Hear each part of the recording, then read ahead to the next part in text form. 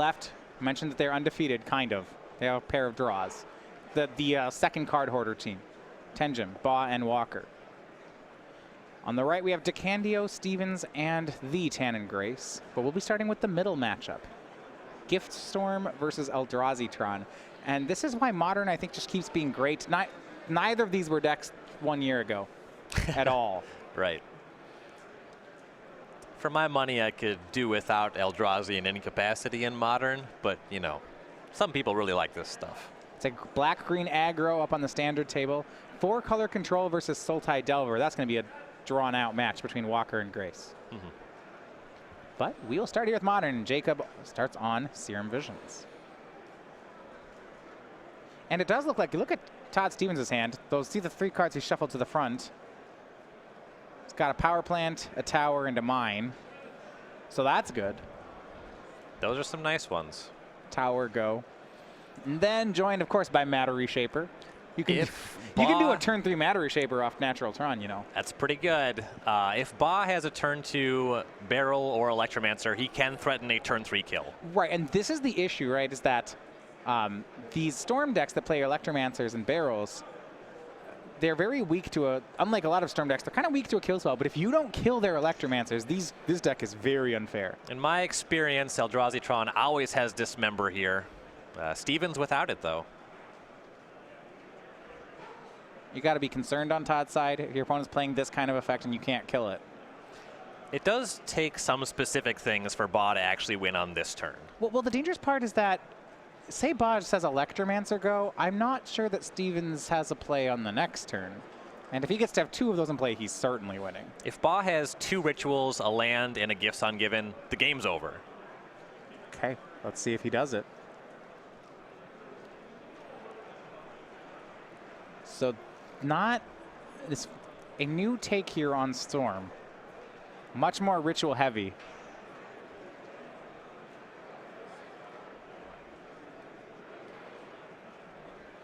We see here, 3rd land from Baugh. What else can he have? He has at least 1 ritual. If he's unable to go off, we could see, well, actually, a play that you frequently make in this spot, you could Merchant Scroll for Remand.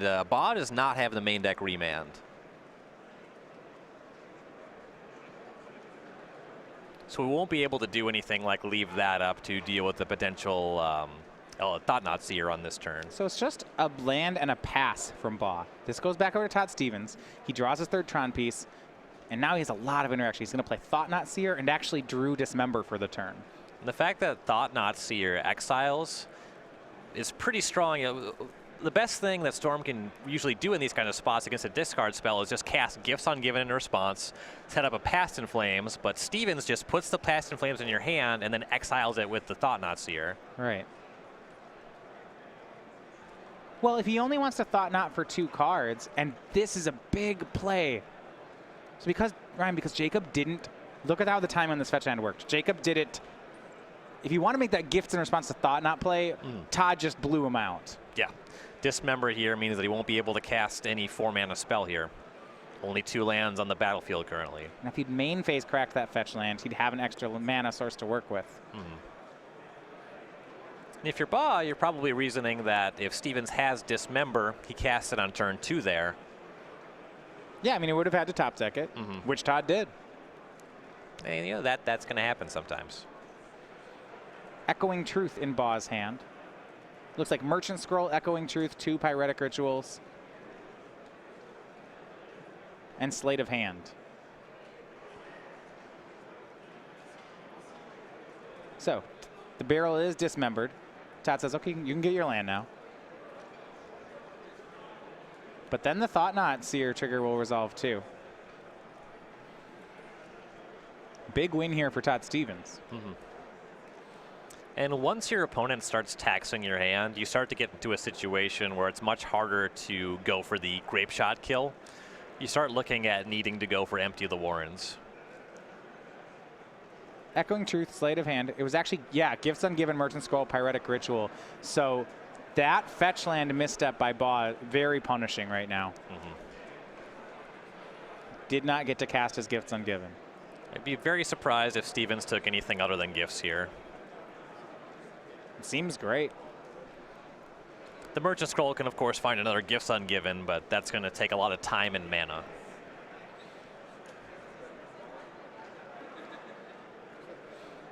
I mean, Jacob can't cast gifts yet. He did have the option with the Dismember on the stack to Poetic Ritual and then cast Gifts Ungiven, but with the Thought-Knot Seer staring him down, that would just end up losing way too much equity. And right now, the team on the right, all suited up, looking in a strong spot. Todd Stevens picking a card here. Brennan DeCandio already winning the first game over Tenjum.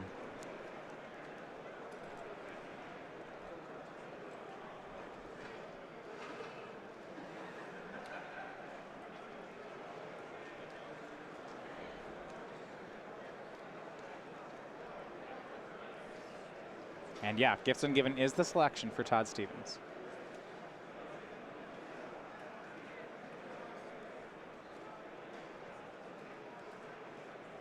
Draw for Baugh is Goblin Electromancer. Again, Electromancer and Scroll for gifts here. He'll play Electromancer. Looks like he will. Scroll for Gifts Ungiven. Any other finds, or is that just what it does? That's just what it does. If he had access to Remand, you would have possibly seen him do that in turn 2, given that he, or turn 3 rather, given that he already had the Gifts Ungiven, sure, and that he doesn't have Remand in his deck. Yeah, I guess he has the Echoing Truth, but that's already in his hand. Right. Use that in case your opponent has something like main deck Relic of Progenitus. If you play against something like Hate Bearers, you need to bounce something like a Thalia. Sure. We go back over to Todd Stevens. Does he have another way to control the board? It looks like he does. Endbringer, Walking Ballista, both in his hand. Yeah, plenty of mana to use the Ballista to shoot down the Electromancer here. Gets up to 10 mana. He will make Ballista on 5. Shoot down the Electromancer. And I like this play because there's 3 counters left on the Ballista. It means that if there's another Electromancer or Barrel, it's not going to matter. Todd can kill that one too. Right. Baugh is looking at slim to none outs here. Yeah, not to mention, because he has so much mana, he can keep pumping up that Ballista next turn. I believe he has him dead in 1 turn. Right. Yeah, with that much mana and with the effect of Walking Ballista, he realistically couldn't even do anything if he had Empty the Warrens. He could only potentially make somewhere in the range of 6 to 10 goblins, and that just wouldn't be enough. We'll look for something. Sleight of Hand from Baugh.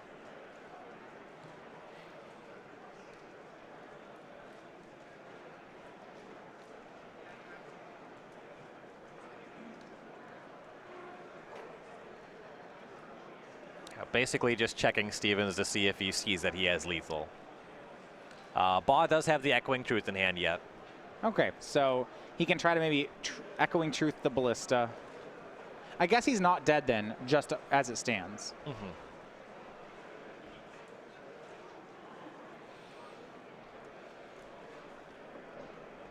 He's going to bounce the Ballista. Todd will shoot 3 times, it looks like. Must have another Ballista. Sure does. All right. Jacob down to 9, down to 5, make it 0. Game 1, Todd Stevens. And Todd has a lot of tools for this matchup in his sideboard. Storm is supposed to win game 1, and I don't mean necessarily that they're favored, but if they need to win this match, game 1 is very important. Yeah, I mean, there's a lot of times in these matchups against combo decks, Tron is not particularly favored game 1. You know, I think it's great for Todd that he hit and he had his natural Tron on turn 3, and if he could only choose 1 game to have it, game 1's the most important one. Certainly. It's the only time he's as fast as the combo decks is when he assembles it, and he was able to do it there. Mm-hmm. So you talk about sideboard, I want to look at some of the things he has. A full set of Surgical Extraction, 4 Chalice of the Void, 2 Ratchet Bombs, a Crucible, an All's Dust, a Spellskite, a Pithing Needle, and a Grafdigger's Cage. There is a ton here for Storm. Yes, he'll be bringing in Chalice of the Void, though the goal will be to put it on 2. So he needs to set up for that because those are the spells that actually matter. Now, I'm positive, though, if he does put it on 2, I guess, yeah, we'll get to Jacobs in a second. There are answers, but not many. Right. He could bring in Ratchet Bomb to deal with Empty if that's what Jacob's plan is. That's fine. Grafdigger's Cage is excellent, and Surgical Extraction is very difficult to beat. It's particularly the way that Baugh's sideboarding. He's probably thinking a lot more about permanent-based hate and much less about needing to have anything like a counter spell. So the Surgicals are very powerful in this matchup. You can also just be caught even if you have a plan for it. You know, the deck has to keep in almost all of its combo pieces. You can't really board too much of that stuff out, so you can't afford to be fighting over surgical in every matchup. Yeah, I mean, there's just a lot going on here. You do look at boss side, 4 Blood Moon, 2 Empty the Warrens, Lightning Bolts, and then a bunch of one-ofs, some, this Goblin Bushwhacker, Goblin Chieftain, Reckless Bushwhacker package. He has one of each of those because of the card Gifts Ungiven, I assume? Yeah. Yeah, you can find them all, and they're all ways to give your goblins haste. Yeah, if you find, if you Gifts and put a Bushwhacker, a Chieftain, and another Bushwhacker in it, then I can always combo. It's a cool package. How do you feel about Blood Moon here against Eldrazi Tron? Certainly turns off all of their lands. I don't have Blood Moon in my sideboard. Kind of the thing about it is some games it matters a lot, some games it doesn't matter at all. If you draw it in a turn where you're trying to set up a combo, it's kind of awkward, but it should buy you a lot of time anyway. With the tools that Stevens has available, particularly the Surgical Extraction, the Blood Moon doesn't accomplish as much as you necessarily want to. Stevens also has access to some Mind Stones, so you can produce colorless mana that way, and a couple basic wastes as well. Right, so you can't just turn off the Thought-Knot Seers and Matter Reshapers. It's going to be an uphill battle for Jacob Baugh, so that's going to put a lot of pressure on teammates, especially Andrew Tenjum, to rally in the standard match. I really like this transformative, kind of aggressively empty package where you can find a way to just lethally empty in a turn. Yeah, and maybe there will be some play to do that against Todd's deck. If you identify that your opponent's on Surgical Extraction, going on this line starts to make a lot more sense, being heavier on empty, just because Surgical on any of your rituals at any point in your combo turn can really stop you from effectively comboing off. The favorite part about Goblin Chieftain is that the Electromancer's a goblin. It's very important you get that extra point of damage. Yeah, you just go on the beatdown plan. Yeah, why not? So, for those of you watching us today, we, of course, will have all these rounds from the weekend available on our YouTube page over on Star City Games. But that's not the only thing we have. We have our new series, Split Second. We have our Versus videos, our Commander Versus videos, and Magic Online play testing. All of that in some of the most famous matches here on the SCG Tour. So we have those, and you can subscribe today over at youtube.com/Star City Games.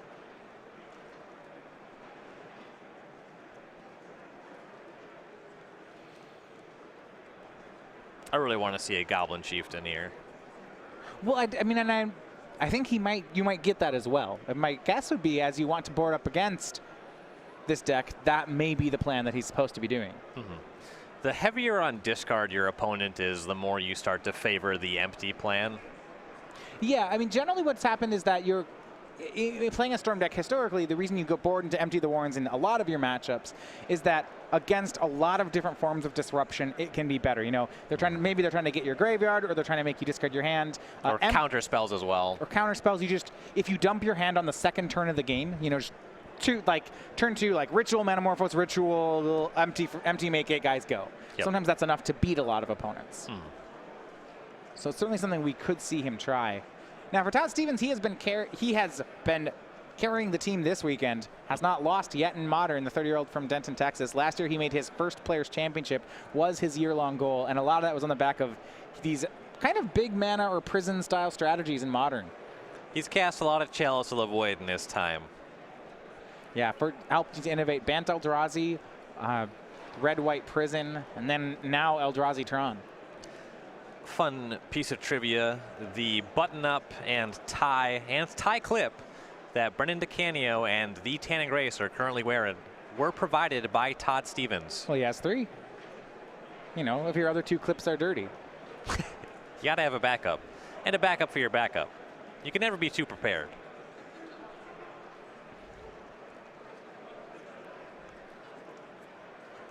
See over in Legacy, Noah Walker and Tenjum-Baugh-Walker still on the first game. Not as that surprising, that matchup. The 4-color control deck from Noah Walker versus Sultai Delver. It managed to be, I would expect to be a drawn-out one. Yeah, Walker playing a deck that is extremely light on ways to actually win the game. So in the first game, I suppose in Legacy, it's really difficult to actually be able to maneuver to board your Delvers out. So being on the Delver deck is more of a liability unless you're able to actually come on in front, wasteland days, what have you, and steal games. That the game is going this late is certainly not ideal for Tannen. Right.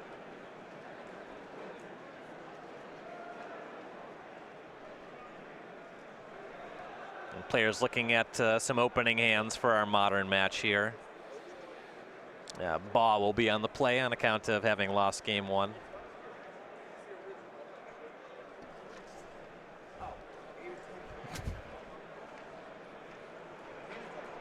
And Stevens reaching for his deck, putting it back. Maybe you will, maybe you won't. Baugh conferring with Noah Walker. Yeah. Would you keep this trash? Be interested to see how much this Goblin, let's empty the Warren sideboard plan out of Jacob, can do in this matchup. And after some deliberation, it looks like both players are going back into the deck for mulligans. And this iteration of Storm does not mulligan particularly well. No, not at all. There's no engine cards. There's not, say, a card like Pyromancer Ascension. So much like Legacy Storm, you're trying to count up to a certain number, and every card counts here. Yes, and especially post-sideboard when your opponent knows what's up. Stevens has played this matchup. I was talking to him earlier. It's a matchup that obviously you see a sideboard is a lot of tools for here. He feels comfortable in this matchup. He's going to be mulliganing into a hand that's functional against the combo. Well, some good news for the guys over on the card hoarder side. The longer game 1 in Legacy does go toward the control deck. Noah Walker able to outmuscle Tenjum-Grace's Delver deck, and he's now up a game. Yeah, that makes sense. It's kind of thing that once you see the clock go past, past 40 and they're still playing, you're thinking, I think Noah's probably winning this game. Delver decks have more ability to win long games than they're given credit for, but certainly I would swing the pendulum in that direction. Yeah, I mean, Delver's, when Legacy, right, when you talk about the thing of a 4-color control deck versus a Delver deck, I mean, we're talking about, what, 25 cards of overlap between the two. So to say that one is strongly favored in the late game, well, that's not really totally honest. There's too much of the same thing for that to be true. Legacy also has those games where both players only control one land for 12 turns as well. Any deck is capable of that happening. Both players have kept on 6. It's a pair of Spire Bluff Canals to start the game for Baugh. For Stevens, it's a pair of Tron pieces, and if he turn 3 Trons Baugh again, that could be danger. Well, they're just going to trade lands. Can Todd finish the trio? Oh, it's the old 2 Tron pieces into Eldrazi Temple play. Gets Thought-Knot Seer. Now, Baugh has declined to play Electromancer for the first 2 turns. Didn't want it to get hit by Dismember, and also if he produces an Empty of the Warrens, making sure you have it for the first ritual. It's just more spells. You would count the Dismember as well for Empty. Yeah, so the Thought-Knot Seer takes a card out of Jacob's hand, and now Jacob is left with 4 rituals and a Manamorphose. The one thing that Jacob could be doing here is just casting that Manamorphose to try to convert that into a Gifts Ungiven or an Empty of the Warrens. This one might be over quick. Reality Smasher joins Thought-Knot Seer. Jacob's down to 11. If he can scry into an Empty here. Well, he has to. There's another Smasher in Todd's hand. That's a problem. Like, how many goblins would he have to make here? He's actually just losing this game the quote-unquote honest way. Yeah, turn 3 Thought-Knot, turn 4 Smasher, turn 5 Smasher. That's something we would see in Standard not too long ago.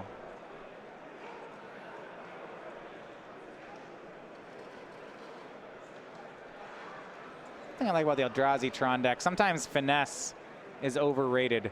Tron piece 1, Tron piece 2, shrug, Temple, haste, haste. We never finished Tron, but that was fine. A little bit of deliberation over which ritual to cast first, though it was clear that Baugh has to go for a big turn here.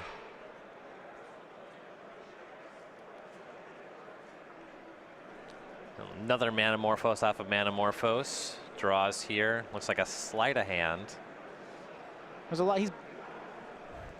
He's building up a lot of Storm, but I'm not sure he's going to have enough to deal with this second Smasher. He's casting a lot of spells. If he finds Empty here, that would be very significant. Blood Moon in his sleight of hand cards here. That one's not going to matter. There's already 9 power on the battlefield for Stevens. And I believe Baugh has the ability to make enough mana, cast another Manamorphose, and cast this other sleight of hand as well. So we can see a few more cards to try to find that Empty.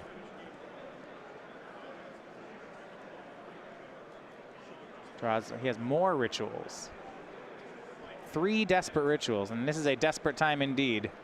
Stevens has a Surgical Extraction. He could really mess this up, though it's not looking like that's happening.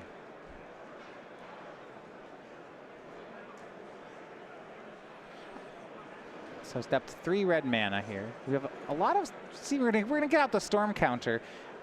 It's still, Jacob's doing a lot this turn, but it's unclear how much this is gonna matter. We're at storm equals 5. Another Manamorphose. Actually, go for another Desperate Ritual first, up to 4 red. Manamorphose turning red to blue. Storm is 7. Draw, looks like he found a land. So he'll go down 1 blue to cast Sleight of Hand. He's going to need a storm spell, though. And they don't play 4 empties. No. It's 1. He sideboards up to 3 potentially. Okay. I don't think he's going to get up to 20 Stormy. I don't think he can just find Grape Shot and end of this. No. Land. Desperate Rituals. That last card empty the Warrens. Okay, it is. Okay, there's a lot of goblins. There's a lot of Eldrazi on the other side. Like, a lot. But look at all these goblins. There's so many that we just have to get all the different races of goblins. Look at all these different types. We got the Kuldotha Rebirth goblins. We got the the Ponyback Brigade goblins. We got the Corset goblins. 18 goblins in all. There's one of them from Return to Ravnica, I think. That's the one who's like on a building. Is that 20 goblins now? Yeah, it's going to be 20 goblins. It's a high volume of goblins. We need a goblin chieftain or bushwhacker. It didn't happen. Couldn't have cast it anyway. How many goblins can Todd Stevens murder? That's going to be the question. He's got Batterskull. So I actually feel like between these Reality Smashers and these like, unclear if Jacob actually, this is enough goblins. Yeah. I know that's like kind of gross. He's probably going to need one of those lords, and it can't be Reckless Bushwhacker because he's out of spells. So assuming that he has Chieftain and Goblin Bushwhacker in hand, and assuming that that math even works out, that only gets it up to 40. So yeah, I think that that would be lethal. But he has to both have those cards in his deck and produce one right now. You see a 9 power lifelink attack. Stevens has enough mana to cast and equip Batterskull. As soon as, so he casts and equips Batterskull to the Smasher, and that's exactly what he wants to be doing here. Yeah, 10 mana. So he's got this 9/9 Trample Vigilance lifelink. You know, he's not going to be able to race that. So he attacks, and Jacob will block with 20 blockers. Okay. And I like Todd selecting which ones to kill. Let's see, this one's ugly. I don't like this one. Those two, yeah. Get that one out of there. 11 goblins remain. Todd Stevens up to 29. He only takes 10. Yeah, this is definitely not enough damage. And if Jacob does not find a Chieftain or a Bushwhacker now, he's going to lose basically the rest of his team. Yep. What do we get? It's another. Actually, if he finds a Chieftain, it's actually still not enough damage, Ryan. It's really close. Did he do it? It takes a couple draw steps, but some rituals, say Gifts Ungiven, and being able to pass in flames and empty the Warrens. He needs to get a little bit more mana to make that actually happen. Just passes the turn, but he's going to lose just about his whole board here. And Todd Stevens, another Reality Smasher, equips another Batterskull to it. Another. I love these Tron decks. They just look at this play. Just can keep spending 10 mana to do big things. All right, another 9/9 Trample Vigilance lifelink. Another 9 goblins. Apparently, lands that produce more than 1 mana are good. Are powerful. Todd goes up to 38. So now Jacob's going to have to reset this whole thing. He's going to have to get the mana to do Past in Flames, start all over, make all these goblins again, which actually this is possible. But he does not have very many turns to do it.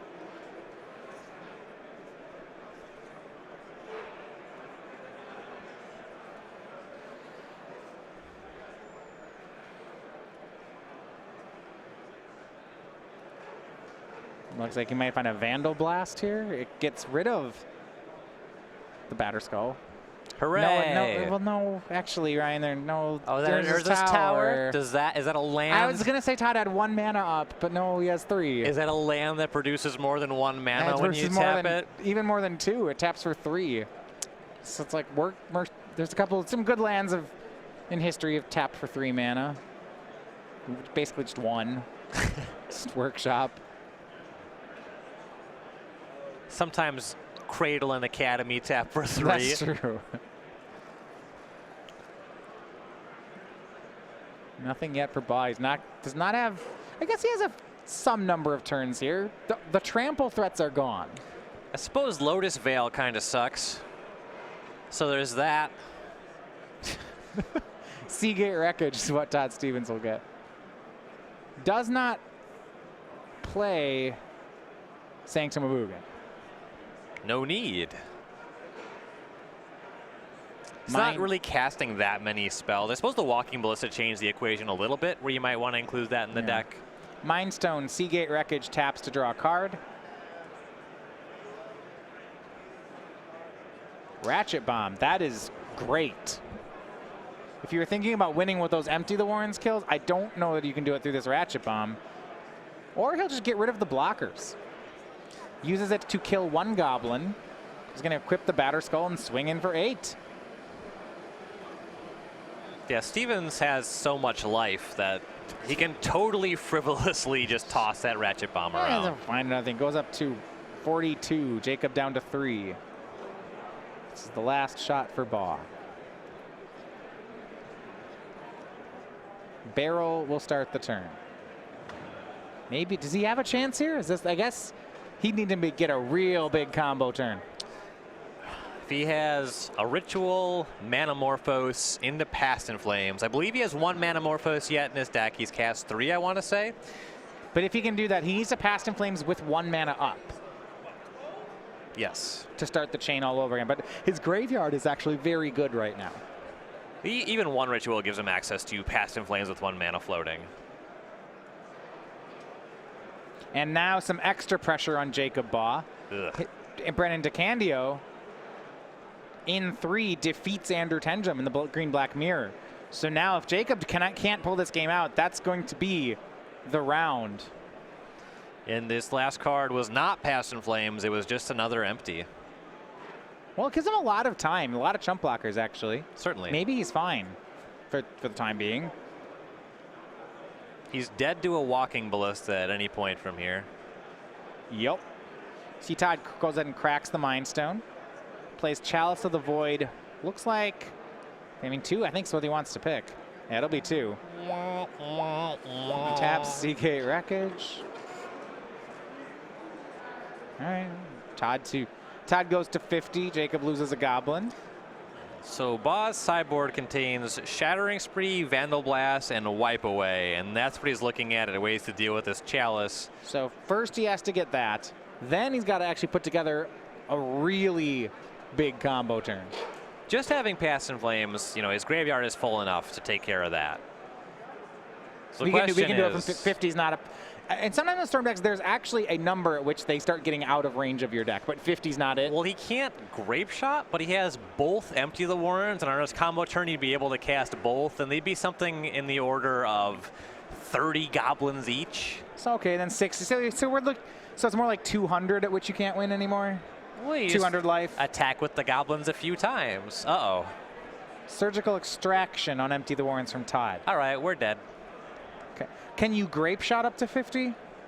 I've Grape Shotted for something in the range of 35, and I was not maximizing. Like, I was just confident I would be able to get there. Yeah, well, he's got 27 spells in the deck, and in theory, he could try to cast them twice. Yeah, Todd's actually life gained the way out of Grape Shot, and that is going to be the match. Todd Stevens 2-0 over Jacob Baugh.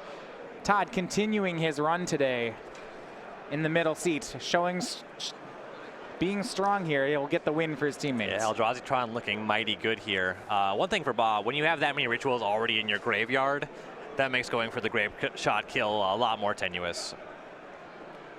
Yeah. And we forgot about that. There were 4 surgicals in Todd's sideboard. Yes.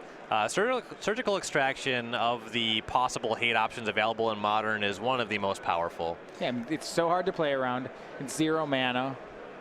So, yeah, I mean, you'd have to board something like Dispel, but it's really rough against the deck. And Baugh's strategy seemed to be just to very proactively empty for whatever number he could get. He actually made quite a lot of goblins when he went for it there.